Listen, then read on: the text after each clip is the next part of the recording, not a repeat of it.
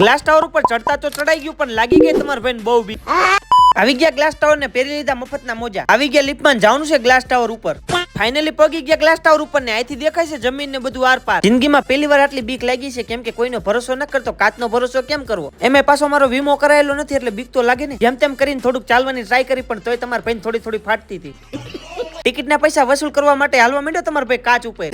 Glass tower ઉપર એકાદી reel બનાવી નાખી, નકર આ સમાજ પાછો આપણને સ્વીકારે નહીં ને. ગ્લાસ ટાવર ના ઉપરનો નજારો હતો કઈક આવો. એક રીલે મનનો ભરાણો જ બનાવી લીધી, બીજી રીલ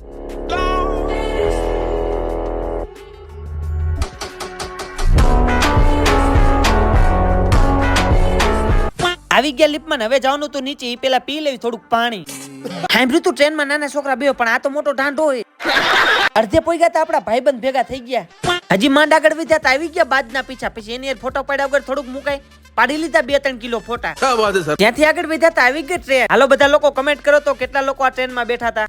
ફાઇનલી મિત્રો જમી લીધું ને હવે જવાનું છે સીધું આપણે શોપિંગ કરવા માટે. આ ભાઈબંધ મને જોઈને ભાગવા માંડ્યો ને બીજો ભાઈબંધ ઝાડવા પર બેઠો જોવે છે. કાકરિયા તળાવ થી નીકળી ગયા ને પકડી લીધો 20 રૂપિયાનો ઓટો.